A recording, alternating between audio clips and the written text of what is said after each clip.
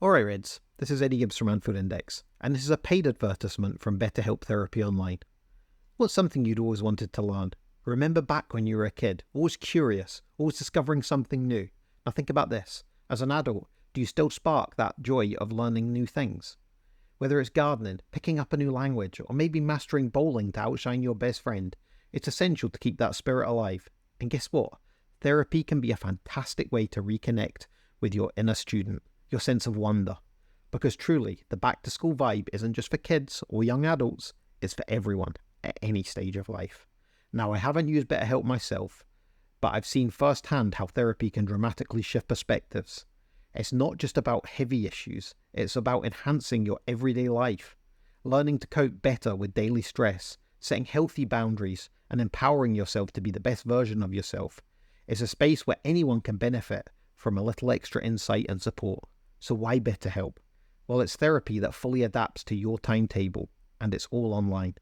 Just fill out a brief questionnaire and they'll match you with a therapist. And if you feel the need to change therapists, you can switch anytime without an extra charge. How's that for flexibility? With over 5,000 therapists in the UK, BetterHelp offers a wide variety of specialists ready to help you rediscover your curiosity and tackle new challenges. Visit betterhelp.com/index today. There's a bonus. Get 10% off your first month. Remember, that's betterhelp.com/index. Rediscover your curiosity with BetterHelp and keep on learning no matter where you are on life's journey. This episode is brought to you by Microsoft Azure. Turn your ideas into reality with an Azure free account. Get everything you need to develop apps across cloud and hybrid environments, scale workloads, create cloud-connected mobile experiences, and so much more. Discover what you can create with popular services free for 12 months. Learn more at azure.com. That's azure.com. And sign up for a free account to start building in the cloud today. Thanks for choosing this free Anfield Index podcast. If you'd prefer to listen to this or any of our other shows without adverts, then now's the time to check out Anfield Index Pro. With AI Pro, you can supercharge your entire listening experience. You'll not only get all of our podcasts without the ads, but you'll have them far faster with our Quick Publish feature available exclusively for subscribers. AI Pro also puts you in the heart of our sound studio, with an option to listen to many of our shows live and interact with the podcasters in real time as the shows are recording. Upgrading couldn't be easier. AI Pro is available on all popular podcast platforms. Just head on over to AnfieldIndexPro.com and get started today. Good morning, good afternoon, good evening, wherever you are, whatever you're doing. And welcome to something that's been a long time away, ladies and gents. It's an episode of Red Alert. In fact, the last one we did was back in the Klopp era. So there's a whole new head coach since then. There is 1 month down. There's a transfer window finished. There's results to talk about. There's August, which is going to be on the docket, ladies and gents. And here to join me, I've got two of my good pals here in Mark and Jamesy. So we'll see how they're doing very quickly. Mark, how are we? Yeah, great, mate. Really looking forward to chatting about all things we've missed over the summer and the season as it started. Yeah, he's a negative one, so this will be interesting. Jamesy, how are we? Very well, thank you. Awesome. Enjoying the weather. Yeah, maybe less said about that, the better, eh? So, gents, let's just get right into this, because normally we jump on sort of the results, the fixtures, etc., but we'll do it a little bit differently. And the reason we've got to do this is the one thing we have debated all summer long is this transfer window. Not only debated, we've made some choice comments against each other, our thoughts and beliefs on it, but it is now shut. So, what do we know? Richard Hughes promised us a crescendo, didn't he, gents, by the end? And we kind of got half a mouse fart, really, didn't we? Because we got an Italian right winger through the door. We got a Georgian keeper who won't play for us until next summer at the absolute earliest. And we probably didn't get many of the things we all wanted. We've got to be honest about that. Now, James, this will be a tough sell for you because you're normally the most, positive one. And you've taken a bit of a barricade at times in the group chat. So, the transfer window, now it's shut. What are your honest thoughts, Jamesy? my honest thoughts, first of all, was when it shut, I was a bit disappointed, okay? But I went back and I kind of just looked at the squad and the way we've been playing. It's just a relief on this Liverpool team, okay? So let me kind of explain. Let me jump into this. July, okay? Slot is ready to go. We're told in pre-season that August is going to be a big momentum. In pre-season, straight away, there was an identity to the squad. Straight away. Patterns, it was just a fantastic look at the team. Even though we didn't have a lot of the players out, it was still a stamp and an authority on Slot. So when the window shut and we ended up with Chiesa and the Georgian keeper, as you're saying, Dave, and we didn't get our 6, and the Subamendi, the Saga, and I know that Mark will want to talk about this, but I want to kind of spin this into a positive way, looking at the Reds, is last year we spent 170 million for midfielders. Okay? Which is McAllister, Szoboszlai, Endo, and Gravenberch. McAllister, Endo, and Gravenberch, the average age is 23 and a half. Straight away shows me that that's a brand new midfield. Okay? Yes, we didn't get Subamendi, and we were very disappointed with it. However, how good has Gravenberch been? That's all I would say is that Slot has come in and created that 6 of a hybrid with McAllister and Szoboszlai. With those 3, they only started 5 league games in 23-24. Okay? So again, it's a new system, it's a new manager, there's balance to the squad. So when it looks at who's came in, i.e. Chiesa and also the Georgian goalkeeper, it's a very shrewd acquisition from FSG and Edwards and Hughes, because they're thinking about the long-term and the longevity of the club. So when you think about last year, they brought a brand new midfield. And then this year, now you have an opportunist signing, which is Chiesa. And then now you have a goalkeeper that potentially could be one of the best in the world. So yes, we would have liked the signing, but we went for Subamendi and it didn't work out. So obviously Slot sat down with Hughes and Edwards and had a conversation and decided, no, if we can't get that 6, we'll not get another 6. We'll work with Gravenberch. The interesting thing about Gravenberch is he didn't play hardly any football before he came into Liverpool. He was inactive for Bayern Munich and he missed pre-season. So all in all, Dave, when it comes to the window, because I'm not going to talk about contracts, because I know that Evans will want to talk about contracts, and kind of just want to show the spin on it, of the positivity side of it, I would say that it is a disappointing window, but based on what happened last year, and also Chiesa coming in and the Georgian goalkeeper coming in, I think there's definitely method to the madness, if you want to say that. Interesting. There was some right mental gymnastics going on there as well. Mark, your face kind of went up, down, and wondered what the hell was going on at times, I could tell. So that was James's take. I suspect you might have a slightly different one on this transfer window.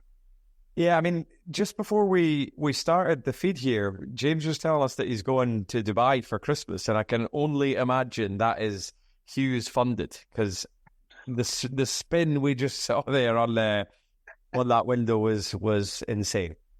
I mean, you can't look at the window and start citing last year's window for me, because the window starts with that context in mind. We started this window with the need of a 6 and probably a left-sided centre-back or left-back as a priority as far as incomings. And if you were going to add a third, it probably would have been a wide forward, which we did get. And then I don't think you can look at the window just as signings, because we have these huge contracts for probably our 3 biggest stars looming. The context of the window has to include that wholly for me. And if you're looking at that as a 6 things needed, that being centre-back, DM, wide forward and the 3 contracts for Salah, Trent and Van Dijk. We only got one of them. And if we're being honest, we got the least important one of them, the one that would have come way below the other 5. The other 5 far, far more important. And you can't call that anything but a huge failure, unfortunately. We missed on all of our big targets. Now, I do agree with what James is saying about the state we find ourselves in as a club. But that can't let someone like Hughes off with such a failed window, because it essentially has nothing to do with it that we find ourselves in that position. If you want to praise Schmatka for a good window last year, that's fine. And I wouldn't disagree. A nice new young midfield that, if we look at the game so far, that has been the midfield starting 3 of those 4 and performing really well. Really pleased with how that looks. But, if you think that those games will kind of hide the fact that when we come to play a City and Arsenal and we don't have a proper 6, my feeling is still we'll get found out in those moments because we don't have that very critical position. I think, the likes of Gravenberch has done amazing, better than anyone would have predicted. But has he made me think, well, that's good. His defensive qualities are such that City won't run over us? No, he hasn't at all. I still think that's going to happen to us. Can I say something? 1 second. Have a look at the stats in relation to Gravenberch, okay? Because we always think about him as an offensive player, okay? We always think about him coming forward. If you have a look at the stats, you will see that yes, we're only 3 games into the season, but he's nearly the same as Caicedo. He's nearly the same as Paulinho as well. So there's a defensive work as well. Also as well is you take Slot. When he came in, he would have sat down and and says, right, okay, this is what we can do with Gravenberch. He would have sat down and he's like, right, this is the way I want to play him. Because the difference so you're saying that if Subamendi came in, it would have solved all our problems? Absolutely not. No, I'm not saying that at all. I'm just saying it was a critical position that we needed filled. You're talking about what Slot has sat down and worked out. He picked that guy as his number 1 we need to get, and we didn't get him. So I don't think you can then in turn say, well, Gravenberch, look what Slot's done with him and things. Slot picked that position as the one that needs filled, and we didn't fill it for him. The guy's got an extremely hard job coming in after Klopp. He's got kind of the world looking now, and most times when someone follows a character like Klopp, you can look at the Fergusons and all that sort of stuff. It's really hard to do. And I think the very least we could have done is got him one guy, the one priority guy that, that he picked out. And it's fine to say there were, other things in the Zubamendi deal that were unforeseeable, but to not have an alternative to that is unforgivable for me. They just have to have done it. They have to have had someone else on the list. I don't believe he can be the only player on planet Earth that would fill that void for us. Just don't buy it.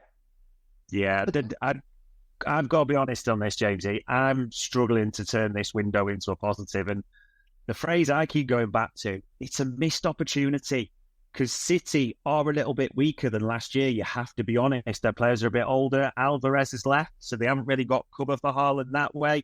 Arsenal did not get the targets they were really after, did they? Let's be honest. They've been searching for that sort of forward for a long time. They didn't get one over the line. In fact, those two have also made a profit, haven't they? Net spend style, which we talk about far too often.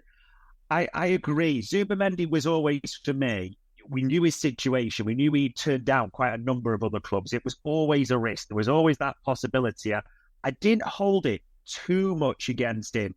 I did also, though, think, like Richard Hughes, it's risk-reward. When you make a move for a player that's turned that many clubs down, the reward is you get him and it's a big coup, but the risk is you look a little bit foolish again, because everyone's going to turn around and go, well, 6 or 7 clubs didn't get him. What made you think you were any different? It's a bit of a foolish move. So that's come to pass a little bit. But like Mark says, I'm not going to pretend we're great European scouts who know every player over Europe, but it seems hard to believe if we've got this many people with analysts, all the various nerds, etc. in the club, we cannot find one single player. And we've even talked about them in group chats, things like, I know different type of players which people are going to jump on, but we'd have loved it, and Adam Wharton, something like that. He would have just given a massive, massive boost, James. Mark's right. We wanted a left-sided defender. We all said that. You can't pretend that. We wanted the big 3 contract done. Again, with the big 3, there's always going to be difficulties, we thought, to a certain extent. But I can't see how he can stack up Richard Hughes so far and say he's not batting. Maybe 1 for 6, I think you would give him, realistically, Jamesy. I think the only way we can forgive him is basically he gets January to try and, by the end of January, if these contracts are done and Zubamendi or the like haven't arrived, because I do still have a wee kind of feeling in the back of my mind that Zubamendi, it's not like the Van Dijk one, but maybe something of that ilk where they haven't gone for anyone else because they still think they can, kind of thing, and if they did go and pull that out in January, you'd have to forgive the fact that he didn't arrive this window, and they just believed that was still, him being so perfect for the role was still worth the wait of 6 more months, and Gravenberch was capable of, the interim. All I'm saying is that there's a positive to look at the window, okay? In regards to the big three, there's decisions to be made there, and we've got the January now. Hopefully, sooner rather than later, just because January comes and they can start talking to other clubs, and that's when the fusion comes in. And so again, that's something that when it comes to the kind of the transfer window, I wasn't really looking at it as soon as that slams shut, then the big three have to be completely done and dusted. If they're negotiating at the moment and if they're talking and it was done before Christmas, then we're happy. You Salah and Van Dijk coming out and saying that they want to play with the club. They want to play for the club. Arguably one of the two of the greatest players of our club have actually turned around and says they want to, they actually want to extend their contract. And Trent's a little bit unknown source because we don't know what's going on in the background. We really don't. It's a new change for him. He doesn't know what he's going to do. He probably has a bit of a turn in when it comes to Real Madrid as well. Unfortunately, he has Jude Bellingham as one of his best friends, probably in his ear saying, it's brilliant in Madrid, great culture, great food, and it's just fantastic to play for Real Madrid. So again, these are all things that the what's, the miss, the buts and the maybes. And that's why when it comes to the transfer window, that's why it's not as doom and gloom as you think. I don't need a VPN. I've got nothing to hide. Ha. This is what I used to tell myself before I hooked up with LibertyShield.com. Not only is my home internet now fully encrypted, but I can now access all the websites I want, whenever I want, and do so from absolutely anywhere. As a Liverpool fan, I love to know I can now watch every match, regardless of whether it's on UK TV or not. My Liberty Shield VPN makes sure nothing is blocked and guarantees me super fast streaming speed throughout that match. You can get connected right now with their software package, which includes a 48-hour no-obligation free trial and instant access to their apps for Apple, Android, Fire TV, PC, Mac and Android TV.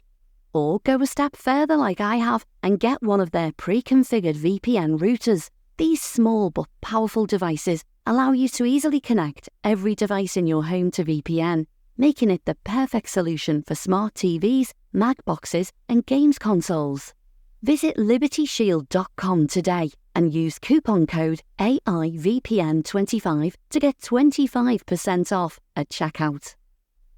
Well, it wasn't until you just started talking about Trent's best mate shipping him off to Madrid with Paella, and now we're all fucking miserable, Jamesy. So we'll move it on then, Mark. I mean, we did get one. Let's be clear, Mark. We did get Chiesa through the door, didn't we? Like a deal that could go up to 12.5 million. And we hope it goes up to 12.5 million because apparently 2.5 million of the clauses relate to the team's performance and trophies and doing well, etc. I might be wrong on this because I know when we talk about this, you actually seem out of the three of us I wouldn't say the lowest on it. Maybe that's too harsh, but you don't seem that hyped. Have you got hopes for Chiesa this season? Yeah, massively. I think I know what you mean about I haven't been the most positive about him signing, but that was really more about the lack of the other signings. It just felt like what are we doing here? Why this guy? I always thought if a forward was coming in, it meant that a Diaz was going, or something like that. I just didn't ever envisage that we'd start with 6 pretty senior forwards on the books. It's a lot. It's more than I've ever seen really for Liverpool. And so it was, hard to before the deal went over the line, it was hard for me to really get into that signing. But then when the fee started being mentioned as that low, which, I think we'd all say was maybe 20 million lower than any of us would have guessed going into the summer. Because, I remember 2 or 3 years ago, we were linked at, around 100 million. It was numbers getting quoted for him. And I was really into the deal back then. So to not be into it now for 12 million wouldn't make much sense. And also, like, as soon as they got him in front of a camera and started making him speak, it was impossible not to be infected by his infectious nature. He's come across brilliantly. He's not kidding with how delighted he is to be here. It's so clear that he means all of that, and the little tidbits that have been added to his dad scoring at Anfield and just nice little bits around it. Little clips that you've seen, on socials with him, just sort of first time out on the training field, these little things, the first time he turned the kit around, and these are genuine moments that he had where you can just see this is exactly what he's after. And I'm kind of all in on him, and I think his abilities are huge. I really, really think he's talented as anything. My only difficulty is seeing where he fits. How do you get him in he generally will play on the kind of Salah's side, and he's not going to take Salah's spot, so I don't really know how that works. Diaz is then the other obvious option for him to play because he can definitely play either side. Diaz has started the season fantastically well. You can't see that they were looking to replace him. There's noises around contracts for Diaz and these sort of things. It's hard to picture what they see there. I have a little bit of a kind of deep-seated worry that Salah hasn't signed a deal and we've signed a guy that can play on that side, is their vision of the future there. I would hate to think that's what he's been signed for, but I don't really know what else it is other than they just saw unbelievable value in a deal and took it, because I do think we're capable of that kind of move, Some of these youngsters we've signed over the years, I've always thought that they've been brought in not necessarily with the intention of this guy has to make it here. It's just, can we make money on this deal while this person also fills in now and then, and does a bit for the club, helps us along the way, has a positive attitude, whatever it might be. So, yeah, I think overall, if you're not excited by Chiesa, football's not for you. Everything about the way he's signed has been so fun, so enjoyable. The interviews, everyone I'm sure has had a little go at on YouTube at his best goals and stuff. There's some fabulous things out there. Dribbling abilities off the scale. He's lightning off the mark. There's loads to be happy about with that one. Christ, I thought you morphed into James for a second. James, you're pretty positive. It's going to be hard to top that. Are you excited about Chiesa as well? Yeah, I think so.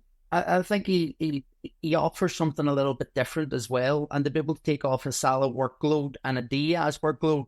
And let's face it, boys, there's always a drop in one of the forwards. So to have that quality, which is different to Nunez and Gakpo, is brilliant. It's another quality, and again, it's an absolute steal. It really is a no-brainer. Even his robustness as well. Yes, he came back from an ACL injury. To get back in, getting the mentality aspect. He played over 30 games for Juventus. Yes, he wasn't attacking, but in the actual squad, it was Allegri. Is that his name? How do you say the manager? Allegri, yeah. His the way that he wanted to play football, it just didn't suit him. And now we're possession based, we're offensive, and we're very much, we've got speed to burn, we really do. Pace is I just can't wait to see how it'll all line up. And I think he's scored a lot of goals in the Premiership, to be truthfully honest with you. Yeah, I was reading some stuff about him positionally, and he's basically played in every role too. He's played wing back for him. He's done all sorts of stuff. He's played in the 10. He's almost been a striker. He's extremely versatile, works back very well. There is loads to his game that'll suit us. He's actually never really played in the kind of way we play, where he'll get such an offensive role, where he gets to be almost like a wing forward for us. And I think they're doing the old kind of numbers game with him and seeing, how playing in lesser roles, still creating so many chances and whatnot, that coming into a side where you get a little more freedom to do that it could potentially explode numbers-wise, just in creation. similar to your Salahs and Manes, I think, like back in the day before we signed them, where they were posting good numbers but not great numbers. I think he's in that kind of ilk where all of the raw stuff is there and maybe just in the right setup. This is the time for him to go and do it. I agree. I genuinely agree. I think as well, the fee, I mean, let's be honest, 12.5 million in Premier League terms is absolute buttons. There is so little risk to this. And I think people would look at this at first and go, there's red flags on this potentially because of the injury history. But you can waive a lot of red flags for 12.5 million in football terms of the Premier League. You really can.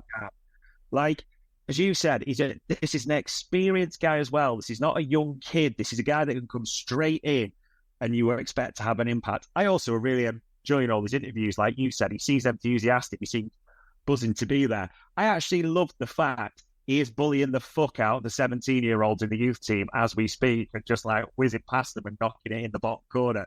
There's kind of a funniness to that whole thing that he's just a level above.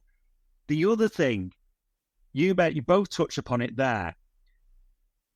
Diaz and Núñez can't really play together because they're just a bit dynamite brain, aren't they, in football? They're both too off the cuff and they're the speed merchants. So when you put Gakpo, Jota and Salah in, they're not slow, but there's no electric pace in there, is there? That's why Diaz has been there. So the alternative to Diaz is Núñez, who I just honestly think as well, I could be well wrong on this, but first big call for me.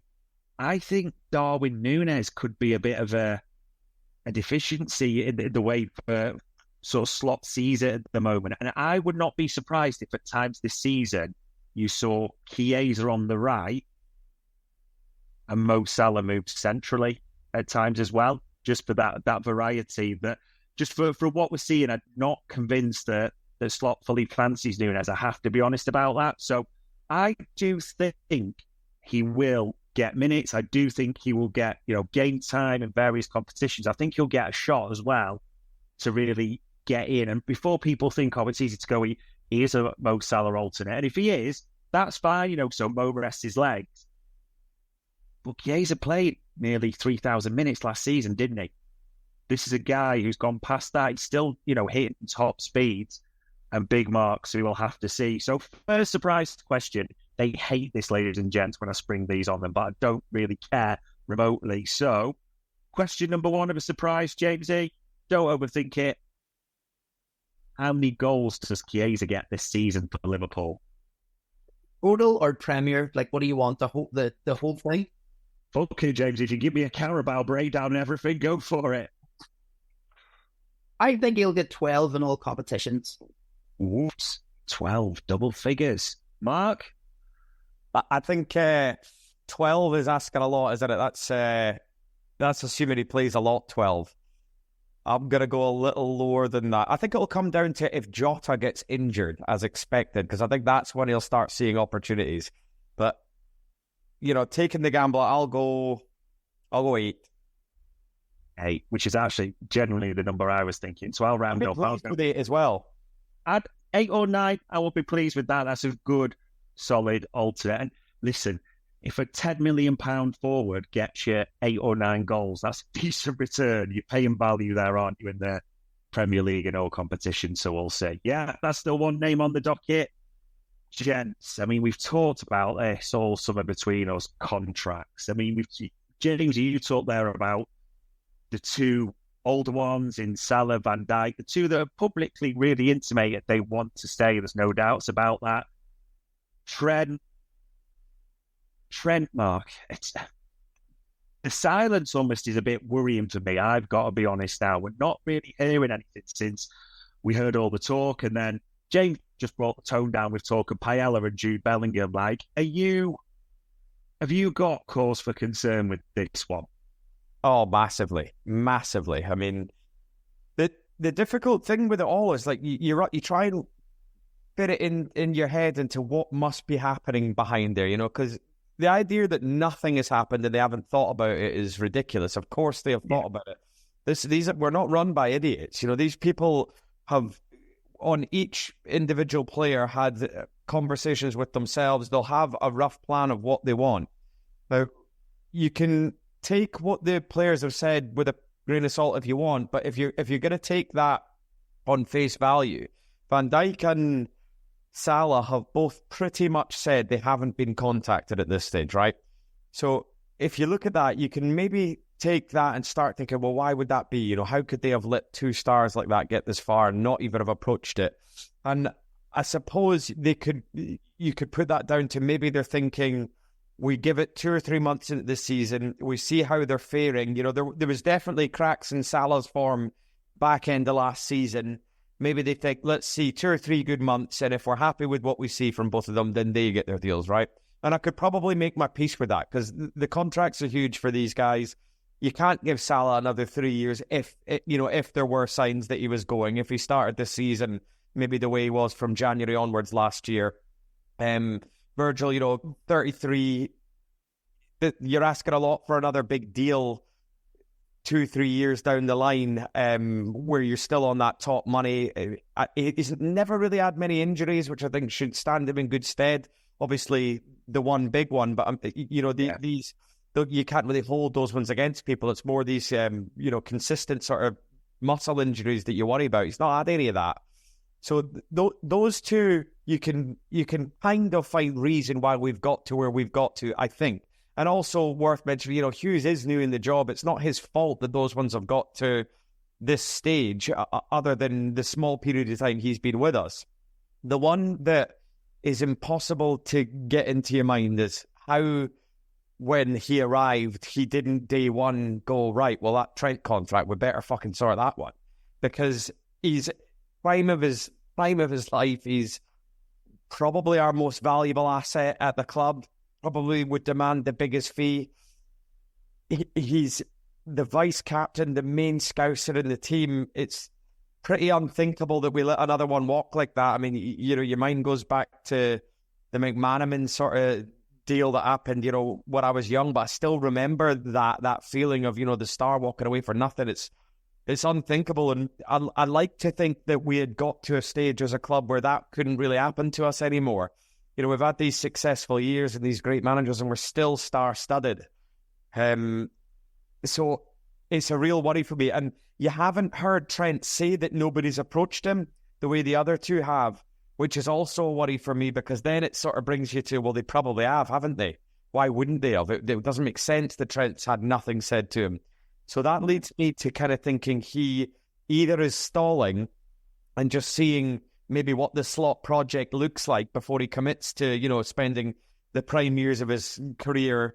Maybe he didn't fancy, let's say, the way Gerrard's career went from Istanbul onwards. Maybe he didn't fancy, just trying for the last 7 or 8 years. Maybe he wants to win, and you can forgive him that. He's a world-class talent. But I guess the flip side is that he's not just waiting, that he's going, that he's already kind of half out the door. And I can't even bring myself to think it, because it's that grim a thought. It really is. I couldn't bear the idea of Trent walking away for nothing. Couldn't bear it.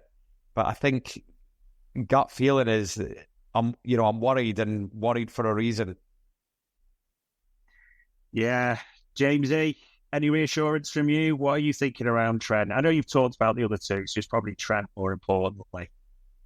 Well, obviously he's a Scouser, and he absolutely loves Liverpool, so that bodes well, first of all. Okay, so that's something.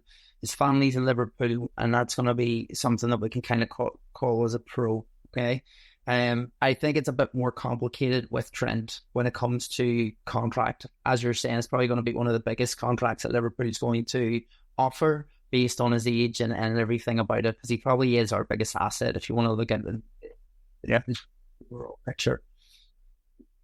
However, the negative side, and we talked about Real Madrid and stuff like that, he could just be tired, and maybe he just wants to have another challenge. He's done it with Klopp. He's done the whole Anfield thing. It is emotions. He's done everything, and he's ready for the next challenge in his career. And he's thinking, like, well, maybe Real Madrid's is a viable option to go. So in all, in my gut feeling, I think Trent will. I think the three of them will sign again. I do. I think it's There's a real feeling in Anfield at the moment. Yes, I am positivity, but there's a real feeling that this is going to be a special era with Slot, and everything about it is. We'll talk about Slot in a minute, but just everything about it. My prediction is that we'll get 3 signed up. Oh.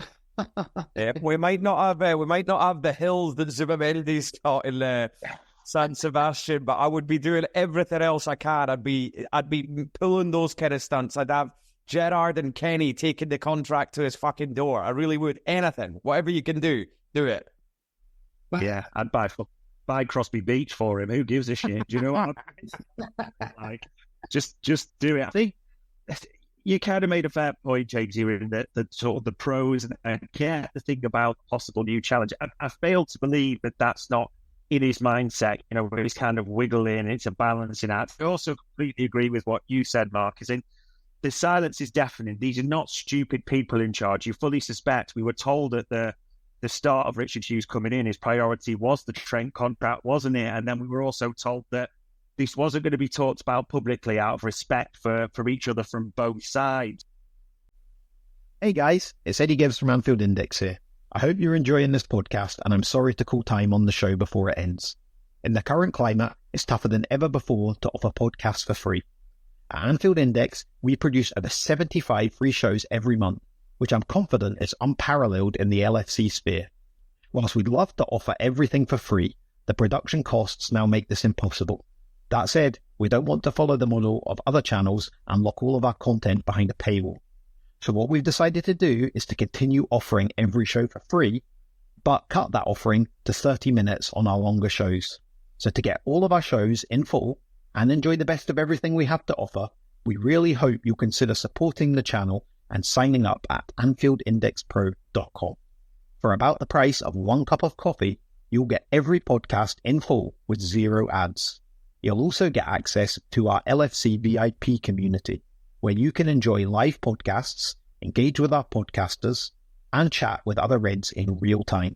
So that website again, AnfieldIndexPro.com. Join today. This podcast is part of the Sports Social Podcast Network.